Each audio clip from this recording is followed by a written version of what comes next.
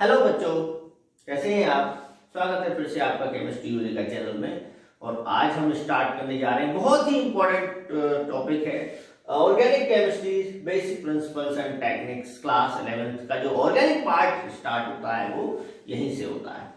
तो इसमें हम क्लास 12th की भी तैयारी आपकी हो जाएगी। जो भी इफेक्ट्स उसमें लगते हैं, इंडक्टिव इफेक्ट है या फिर रेजोनेंस का बहुत ज्यादा यूज होता है, स्टेबिलिटी का है कि कौन सा कार्बोकेटाइन स्टेबल है, कौन सा स्टेबल नहीं है। और मेन बात, कहां से ऑर्गेनिक केमिस्ट्री की स्टार्टिंग हुई, ऑर्गेनिक कंपाउंड्स क्या होते हैं, और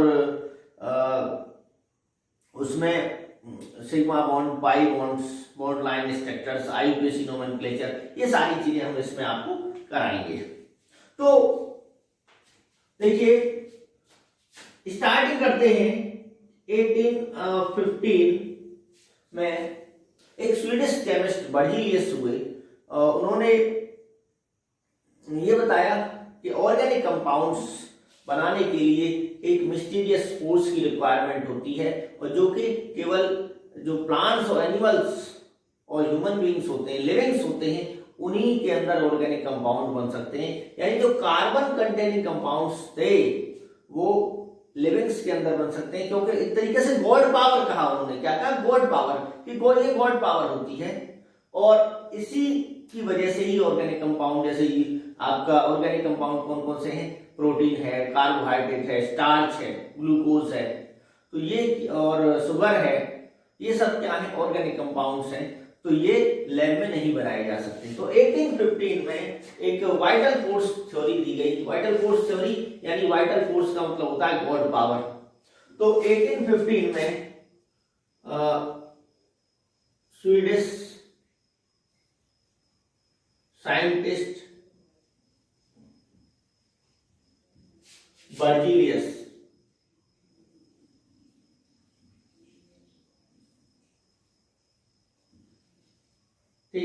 ने एक थ्योरी थी, और उस थ्योरी का नाम था वाइटल फोर्स थ्योरी। ठीक, वाइटल फोर्स थ्योरी आप समझ गए होंगे कि the organic compounds cannot be synthesized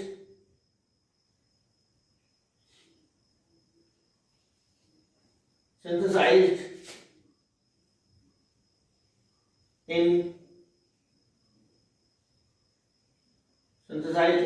laboratory lab, कि ये लैब में नहीं बनाए जा सकते। क्लियर? और a mysterious force is required for this, that is only present in living beings। जो लिविंग्स होते हैं उनके अंदर मिस्टीरियस फोर्स रिक्वायर्ड होती है। वो ये उसके, अगर हम उससे दूर जाएंगे, जैसे लेबोरेटरी में, लेबोरेटरी यानी केमिकल्स के अंदर वो फोर्स प्रेजेंट नहीं होती है, और उसी को क्या कहा इन्होंने?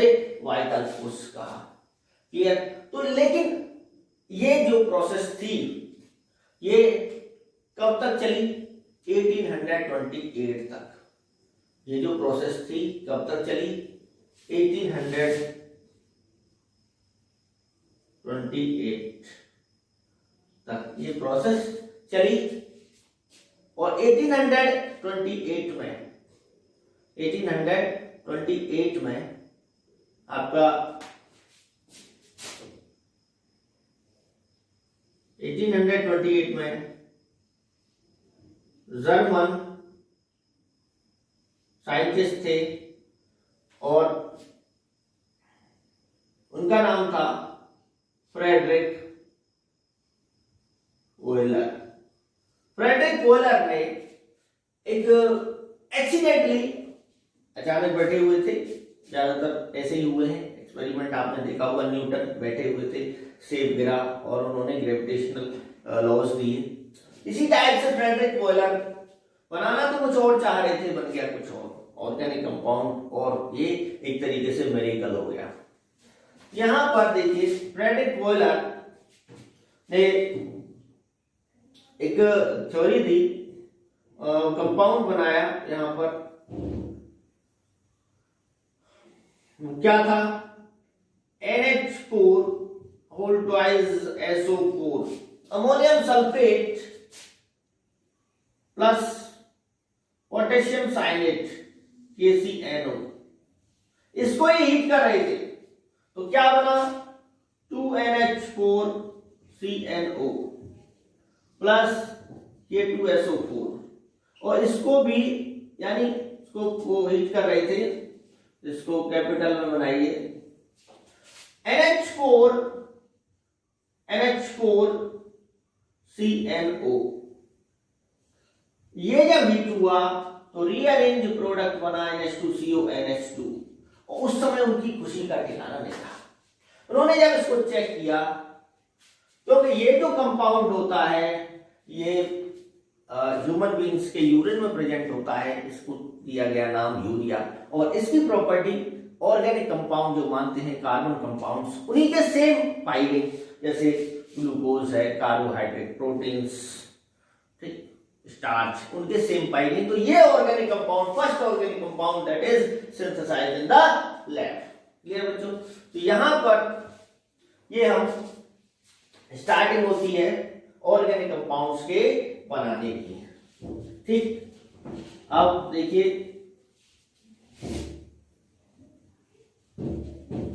जो थ्योरी थी बर्जीलियस की वाइटल फोर्स थ्योरी, वो कैंसिल हो गई, वो थ्योरी फिर कैंसिल हो गई, और फिर तो 1845 में एक और कंपाउंड बनाया गया, और वो कौन सा था, कॉल्बे ने एसिटिक एसिड बनाया, कॉल्बे ने एसिटिक एसिड बनाया।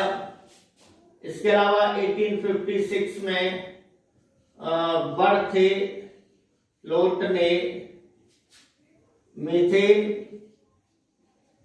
बनाया, ठीक है। तो ये ऑर्गेनिक कंपाउंड्स फिर तो हजारों बनते चले गए, क्यों, एक रास्ता बन गया कि लैब में बनाए जा सकते हैं, लैब में बनाए जा सकते हैं, तो फिर आगे भी बनते रहे बहुत सारे कंपाउंड्स में, ठीक। इसके बाद देखते हैं हम वाइटल फोर्स थ्योरी के बाद आता है कि ऑर्गेनिक कंपाउंड होते क्या है। तो organic compounds are hydrocarbons and their derivatives, उनके डेरिवेटिव्स, हाइड्रोकार्बन्स और derivatives,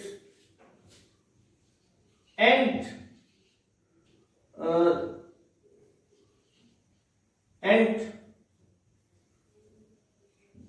the branch of chemistry that deals with the study of these compounds is called organic chemistry, यानी जो ब्रांच इसको डील करती है उसको ऑर्गेनिक केमिस्ट्री कहते हैं। अब देखिए हम बात करते हैं कार्बन कंपाउंड्स की, कि कार्बन के कंपाउंड CH4 है, C2H6 है। अब इसमें और भी एलिमेंट हो सकते हैं, जैसे CH3 डेरिवेटिव बनाइए, इसका Cl लगा दो, ठीक, CH3 COOH लगा दो, H हटा के, तो ऑक्सीजन भी हो सकता है, क्लोरीन भी हो सकता है, ब्रोमीन भी हो सकता है, ठीक। CCl4 है और CH3 NO2 है, H हटा के मैंने NO2 ग्रुप लगा दिया। तो ये सब क्या है, डेरिवेटिव। ऑक्सीजन हो सकता है, फास्फोरस हो सकता है, सल्फर हो सकता है, ठीक। तो एक तरीके से हाइड्रोकार्बन के डेरिवेटिव्स। अब ये ऑर्गेनिक कंपाउंड है, लेकिन ऑर्गेनिक कंपाउंड कौन से नहीं हो सकते, कौन से नहीं हो सकते हैं? देखिए ऑर्गेनिक कंपाउंड की कैटेगरी में, क्योंकि उनकी प्रॉपर्टी होती है कुछ ऑर्गेनिक कंपाउंड्स की, और वो प्रॉपर्टी अगर मैच नहीं करती है, जैसे ये कोवेलेंट होते हैं, क्या होते हैं, कोवेलेंट बॉन्ड है। तो आयोनिक अगर है और कार्बन पार्ट है उसमें, तो उसको इंक्लूड नहीं किया गया है। जैसे देखिए बच्चों, यहां पर हम इसको क्लियर कर दें, जैसे आपका कार्बाइड्स, कार्बाइड्स हैं, ठीक, जैसे CaC2, ये आयोनिक कंपाउंड है, तो Ca2 plus C2 2 negative ionic है, तो ये नॉट इंक्लूड साइनाइड्स, साइनाइड्स, ठीक, Cn नेगेटिव, जैसे NaCN है, तो NaCN क्या है, आयोनिक है, टूट जाएगा Na प्लस Cn माइनस में। कार्बोनेट्स Na2CO3 है जैसे, तो ये भी टूट जाएगा, ये भी आयोनिक है, NaHCO3, ये हाइड्रोजन कार्बोनेट्स हैं, ठीक। तो कार्बाइड्स हो गए, साइनाइड्स हो गए, ये सोडियम कार्बोनेट, ये कुछ गैसें भी है CO2, CO, ये not include in organic compounds, यानी कि ये ऑर्गेनिक कंपाउंड में इंक्लूड नहीं होते हैं। तो ये आपका क्या हो गया बच्चों, कि कौन कौन से इंक्लूड, कार्बन होते हुए भी ऑर्गेनिक कंपाउंड में इंक्लूड नहीं हो रहे हैं, ठीक। अब देखिए, अब आगे बढ़ते हैं, तो ऑर्गेनिक कंपाउंड, अब देखिए क्या रीजन है कि कार्बन बहुत सारे कंपाउंड बनाता है, एक वर्सेटाइल एलिमेंट है। तो दो रीजन है जो कार्बन बनाता है। There are two reasons, that is carbon form large number of the compounds. First is tetravalency, tetravalency, और दूसरा होता है कैटिनेशन। टेट्रावैलेंसी वॉन्ट हॉफ और ली बेल ने, किसने बताया टेट्रावैलेंसी के बारे में, van't Hoff and Le Bel ने इसके बारे में बताया। ली बेल टेट्रावैलेंस होता है, और इसमें क्या होता है कि जैसे एक टेट्राहेड्रॉन है, टेट्राहेड्रॉन टाइप से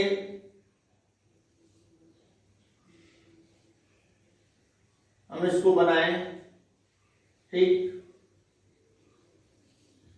एक टेट्राहेड्रॉन बनाते हैं, और उस टेट्राहेड्रॉन के अगर इनको जोड़ देते हैं हम,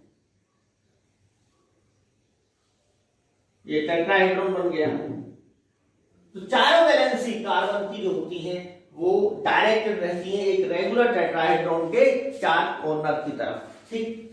तो चार वैलेंसी होती है कार्बन की, 6 होता है, 1s2 2s2 2p2, यानी 2 और ये 4, चारों इलेक्ट्रॉन इसके डायरेक्ट रहते हैं रेगुलर टेट्राहेड्रॉन की ओर। और एंगल जो होता है वो कितना होता है, किसी के बीच अगर हम देख लें तो 109 डिग्री 28 मिनट, 109 डिग्री 28 मिनट का एंगल होता है, और टेट्राहेड्रल इसकी शेप होती है, टेट्रावैलेंसी। तो ये एक ऐसा अरेंजमेंट है जिससे बहुत ज्यादा कार्बन कार्बन को जोड़ा जा सकता है विदाउट रिपल्शन। दूसरा है कैटिनेशन। कैटिनेशन आप जानते हो, self linking property, carbon carbon arrange होते चले जाते हैं, बहुत ज्यादा कार्बन, क्योंकि कार्बन कार्बन जो बॉन्ड है कहीं से भी टूटता नहीं है, बहुत स्ट्रॉन्ग बॉन्ड है ये, ठीक है। अब जैसे ह्यूमन बींग्स के बारे में बात करें, आप 10 लोग सच्चे मित्र आपस में जोड़ नहीं सकते, सबकी अलग अलग राय हो जाएगी कि नहीं, मेरी चलेगी, मेरी चलेगी, तो क्या है, टूट जाएगी वहां पर। बहुत ज्यादा लोग आप जो है एक साथ देखा होगा आपने, नहीं जोड़ सकते। लेकिन कार्बन में ऐसा नहीं, कार्बन जो है इतना स्ट्रॉन्ग बॉन्ड बनाता है, हजारों जोड़ लो तो कहीं से भी ब्रेक नहीं होगा। ठीक, हजारों कार्बन की चेन बना लो, लाखों कार्बन की चेन बना लो, कहीं से ब्रेक नहीं होगी। तो ये क्या है, इसमें ये कैटिनेशन प्रॉपर्टी होती है, इसलिए लार्ज नंबर ऑफ कंपाउंड बनाता है। क्लियर बच्चों? इसके बाद देखते हैं हाइब्रिडाइजेशन। हाइब्रिडाइजेशन तो हमें कार्बन से सीखना चाहिए कि किस तरह हमें आपस में जुड़ना है, हमें जोड़ना है, तोड़ना नहीं है। तो हाइब्रिडाइजेशन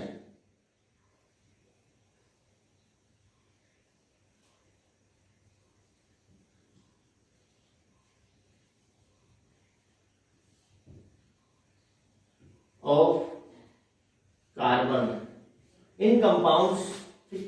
तो एक हाइड्रोकार्बन लेता हूं, जैसे मैं CH3 और सिंपल सा ले लेते हैं CH4।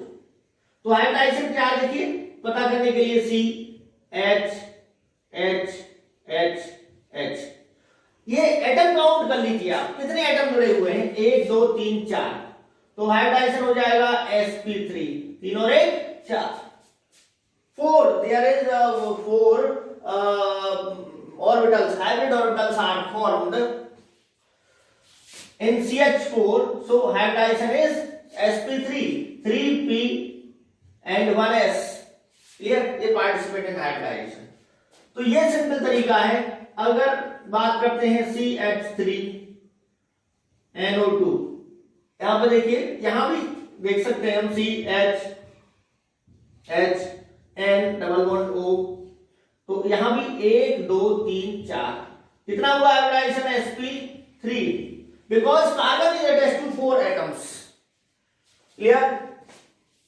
sp3। अब डबल बॉन्डेड देखते हैं, अगर सिंगल बॉन्डेड है तो sp3 हाइब्रिडाइजेशन होगा।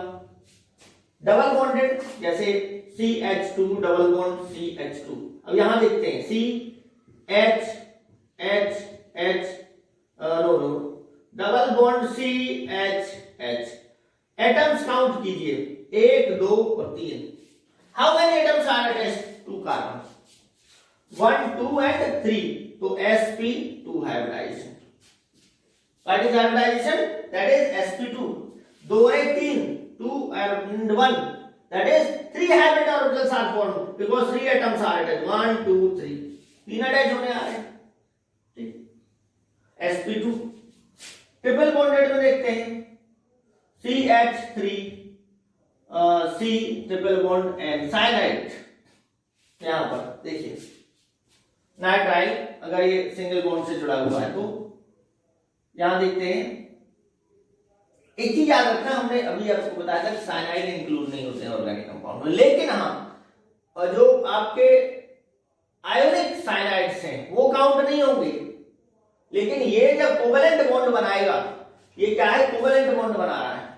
कैसा बॉन्ड है ये? कोवेलेंट बॉन्ड बनाने की वजह से ये ऑर्गेनिक कंपाउंड में इंक्लूड किया जाएगा, ऑर्गेनिक कंपाउंड होगा ये। क्लियर? तो कोवेलेंट बॉन्ड है, दैट इज ऑर्गेनिक कंपाउंड। अब देखिए यहां पर एटम अटैच, देखिए इस कार्बन से एटम अटैच 1 और 1 2, यहां पर H इधर है, तो इससे कितने हो गए, इस कार्बन से एक एटम अटैच हो रहा है और दूसरा एटम अटैच हो रहा है। तो इसका जो हाइब्रिडाइजेशन है वो क्या है, sp।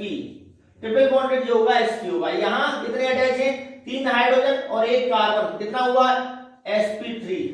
तो ये हाइब्रिडाइजेशन आपको निकालना आना चाहिए कि how many atoms attached to carbon, so what will be the hybridisation. Clear बच्चों?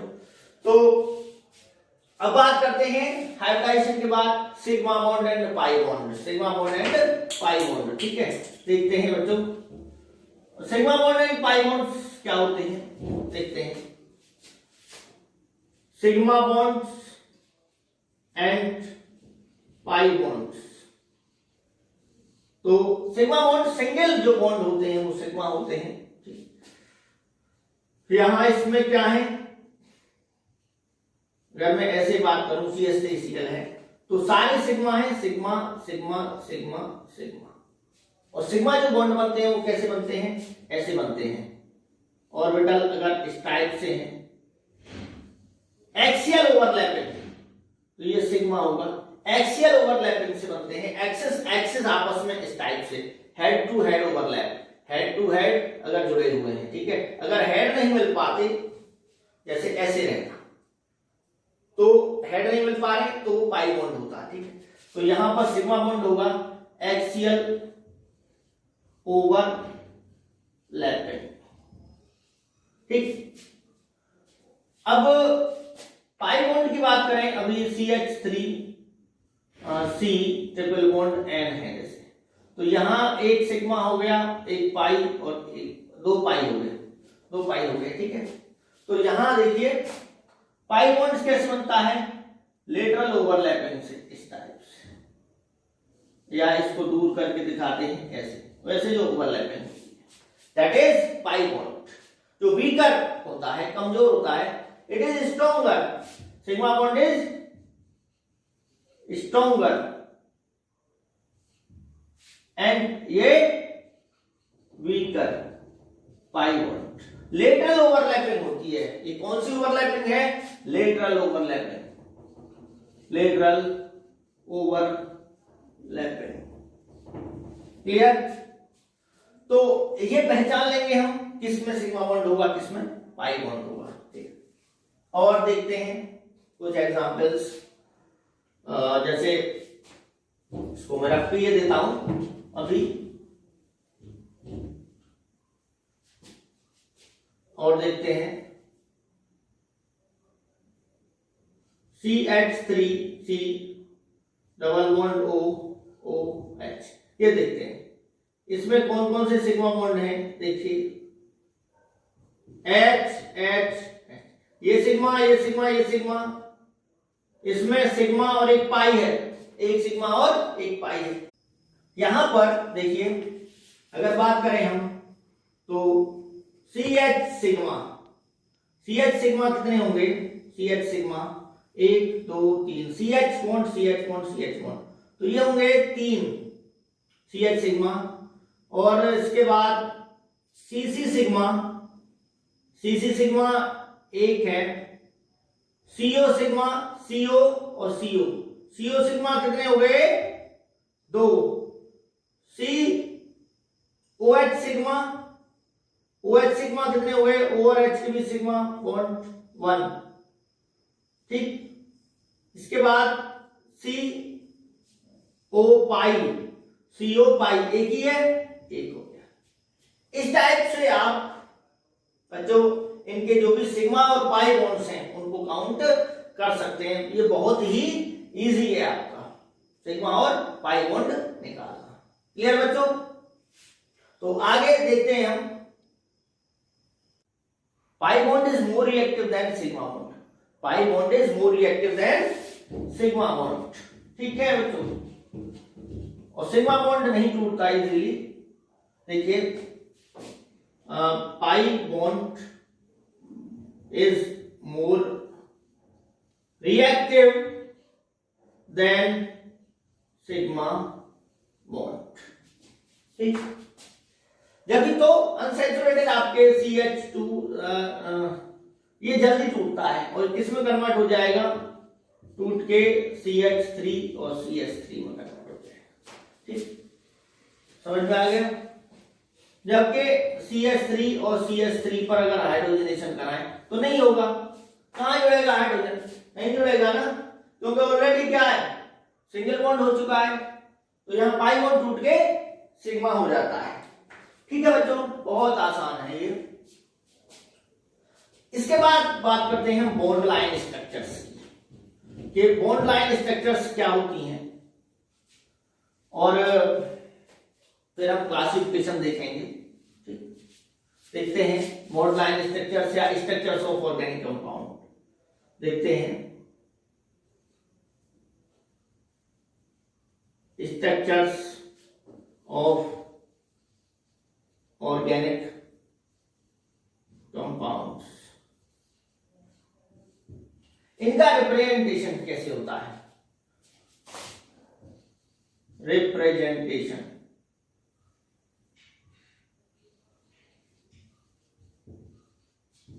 रिप्रेजेंट कैसे करते हैं इसको देखते हैं।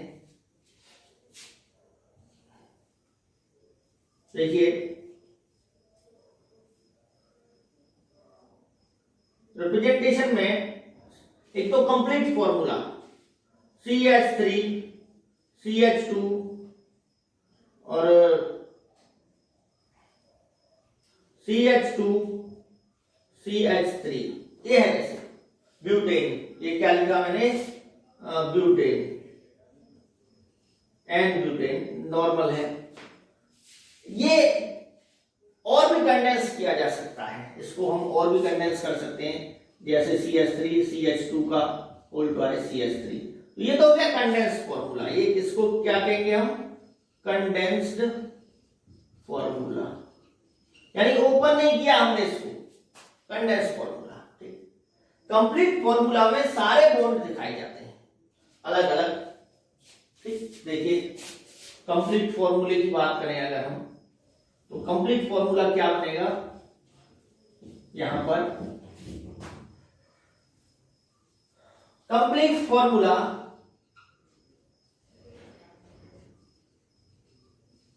देखिए CH H H C H H C H H C H H H, it is complete formula. सारे bonds इसमें ओपन कर दिए।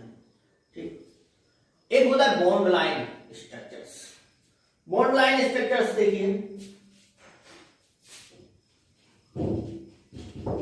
समझ में आ रहा होगा ये बॉन्ड लाइन स्ट्रक्चर्स। देखिए बॉन्ड लाइन फॉर्मूला इसी का बनाए अगर हम, तो ऐसे 1 2 1 2 देखिए 1 2 3 4 1 2 3 4 4 कार्बन से ऐसे बना दो उसको। ठीक, ऐसे बन जाएगा बॉन्ड लाइन से। अब यहां पे टर्मिनल पोजीशन है, ये क्या है? टर्मिनल एंड, टर्मिनल एंड्स, ये और ये। ठीक है, 2 यहां पर CH3 होता है। अगर इसे ओपन करना चाहते हैं आप, तो यहां क्या हो जाएगा? CH H H, यहां 2 बॉन्ड पहले से ही हैं, यहां क्या हो जाएगा? CH H, यहां पर CH H, और यहां एक बॉन्ड दिखाई दे रहा है तो CH H H, ये हो जाएगा। बॉन्ड लाइन स्ट्रक्चर्स बनाना आसान है।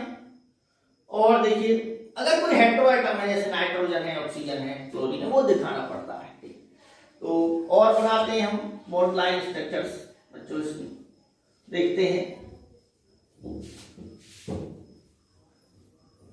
बॉन्ड लाइन में जैसे CH3 CH2 C double bond O OH, यहां पर मैं एक और CH2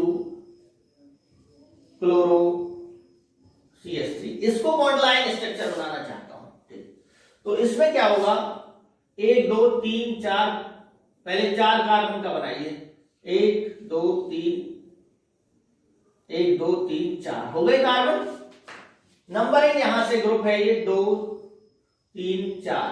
ठीक, तो यहां देखिए नंबर 1 पर, ये है नंबर 1, तो यहां ऑक्सीजन दिखाना पड़ेगा हमें, ऑक्सीजन दिखा दीजिए, और ये OH ये बना दीजिए। ठीक, इसके बाद CH2 ये है ही है, 1 हो गया। 2 पर ये CH2 है ही है, CH2, और थर्ड पर है ये 3 है, तो 3 पर क्या हो जाएगा? Cl, और ये CH3 है। तो बॉन्ड लाइन स्ट्रक्चर्स बहुत आसान है, आप इजीली बना सकते हो उनको। देखिए अगर इस टाइप से बनाते हैं, ये क्या है? इसको समझिए, ये साइक्लोप्रोपेन है, साइक्लोप्रोपेन, साइक्लोप्रोपेन। साइक्लोप्रोपेन में क्या होगा, इसे ओपन कीजिए तो CH2 CH2 CH2 और इनको फिर जोड़ दिया गया है, ऐसे ऐसे जोड़ दिया गया है साइक्लोप्रोपेन। साइक्लोब्यूटेन, ये क्या है, साइक्लोब्यूटेन है। यहां पर क्या होगा, CH2 CH2 CH2 CH2 और ये CH2, ये साइक्लोब्यूटेन है। तो इस टाइप से आप कोई भी स्ट्रक्चर बना सकते हैं, साइक्लोहेक्सेन बना सकते हैं, ठीक। और डबल बॉन्ड ट्रिपल बॉन्ड है तो उसको भी बीच में दिखाया जा सकता है। एक डबल बॉन्ड ट्रिपल बॉन्ड का एक एग्जांपल ले लेते हैं बच्चों हम इसमें, ठीक है। और ये नोट कर लिया होगा आपने, देखते हैं इसमें एक और एग्जांपल लेके, देखिए CH3 double bond CH, C double bond O, NH2 ले लिया गया। ये इस बार डबल बॉन्ड भी दिखा दिया। डबल बॉन्ड आप कहेंगे डबल बॉन्ड का नहीं दिखा दिया, तो डबल बॉन्ड का भी देख लीजिए, ठीक। देखिए इसे यहां से 1 2 3 4 5 6 4 तक ही है, तो 4 तक ही इसको रहने दीजिए आप। यहां पर 4 तक ही इसको आप हमने किया है, लॉन्ग चेन आप बना सकते हो। You are more intelligent students. 1 यहां पर कीजिए 1 2 3 4, नो ग्राउंड बन गया, ये तो ग्राउंड बन गया। यहां देखिए एक कार्बन 2 3 4 4 यहीं तक रहने देते हैं, तो थोड़ा और बड़ा बना देते हैं, ये हो गया। तो यहां पर C डबल बॉन्ड 2 है, NH2 2 पर 1 2 3 2 3 के बीच क्या है, डबल बॉन्ड है, और ये हो गया। ये बॉन्ड लाइन स्ट्रक्चर हो गई। 2 3 के बीच क्या है, डबल बॉन्ड है, तो वहां पर हमने क्या लगा दिया, डबल बॉन्ड लगा दिया, ठीक है। ट्रिपल बॉन्ड है जो उसकी पोजीशन देखिए और फिर उसको कंप्लीट कर दीजिए। तो ये हो गया आपका बॉन्ड लाइन फॉर्मूला। इसके बाद देखिए 3D रिप्रेजेंटेशन की बात करें हम, तो 3D रिप्रेजेंटेशन क्या है। 3D में ये टेट्रावैलेंसी हमने बताई थी आपको, जैसे CH4 का 3D करना है हमें, तो CH H इस टाइप से होता है। 3D है ये, कुछ बॉन्ड आगे की तरफ होते हैं, एक प्लेन में नहीं होते, ठीक है। ये जो बॉन्ड्स होते हैं आपके वो एक प्लेन में नहीं होते, जैसे बोल्ड प्लेन में है। ये जो पंखा होता है वो उसके तीनों प्लेट्स एक प्लेन में होते हैं, और इसके चारों जो है वो अलग अलग हैं। आपको ऐसे दिख रहा होगा तो प्लेन में दिख रहा होगा, लेकिन ऐसा नहीं है।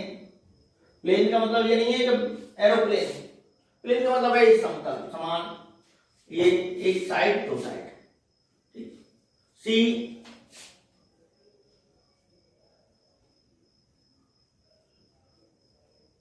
H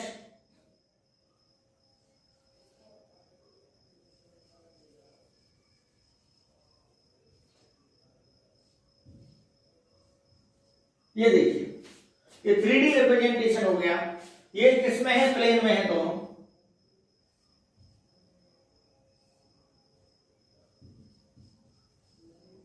इन प्लेन, और ये अवे फ्रॉम ऑब्जर्वर, ठीक है। अवे फ्रॉम ऑब्जर्वर, ऑब्जर्वर का मतलब जो ऑब्जर्व कर रहा है, दूर जा रहा है। जैसे मान लीजिए ये इस टाइप से, ये तो ये ग्रुप कौन सा हो गया, ये वाला, ये आपसे दूर जा रहा है, ये आपकी तरफ आ रहा है, तो ये तो सॉलिड वेज है ये वाला, ठीक।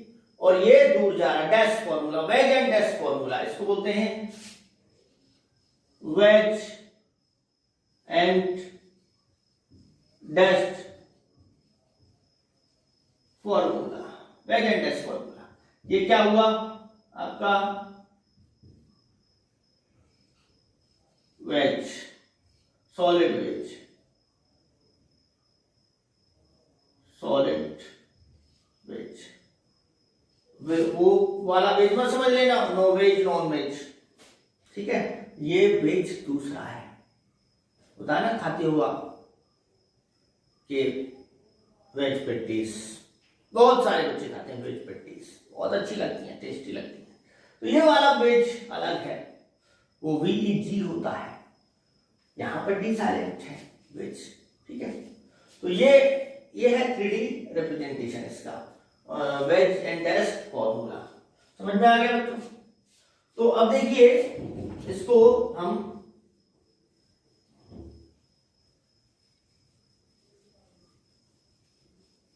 रफ किए देते हैं यहां पर।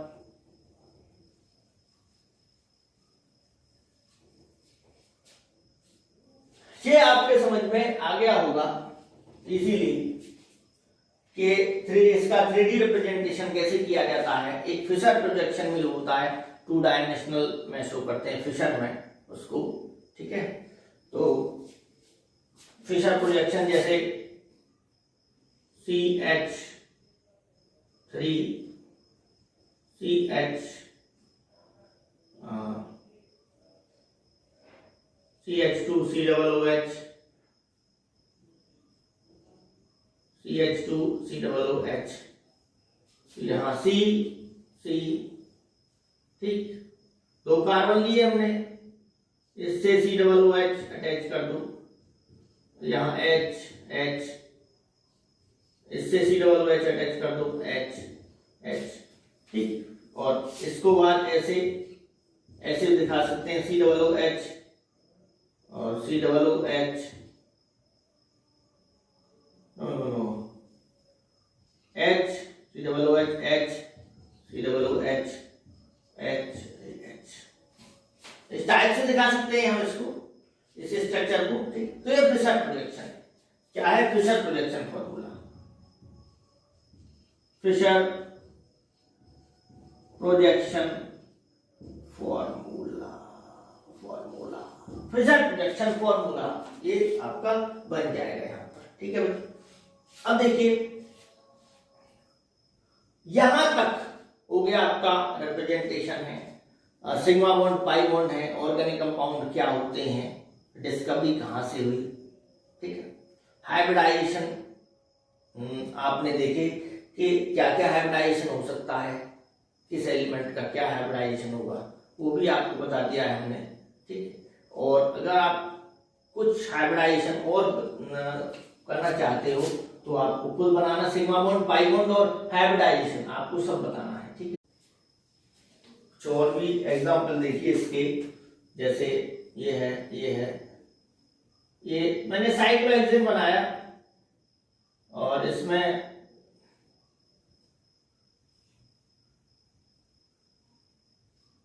डबल बॉन्ड O, ये बॉन्ड लगाया, ट्रिपल बॉन्ड लगाया, इसके बाद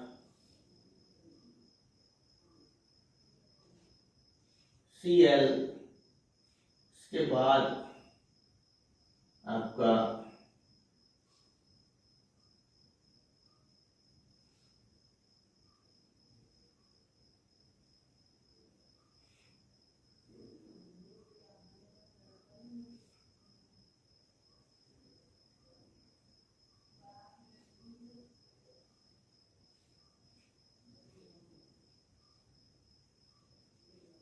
ये है, ठीक। इसमें आपको क्या बताने हैं, एक तो सिग्मा एंड पाई बताने हैं और ओपन करना है इसको, इसका आपको पूरा जो फॉर्मूला है वो ओपन करना है। तो फॉर्मूला यानी स्ट्रक्चर आपको बतानी है इसकी, जैसे यहां सारे कार्बन ओपन करने हैं, CH2 CH2 CH2, यहां पे फिर CH2, फिर C डबल बॉन्ड O, इस टाइप से आपको करने। और हाइब्रिडाइजेशन, हाइब्रिडाइजेशन आपको इसमें बताना है, ठीक है। और भी आप कर सकते हो, जैसे ये देखिए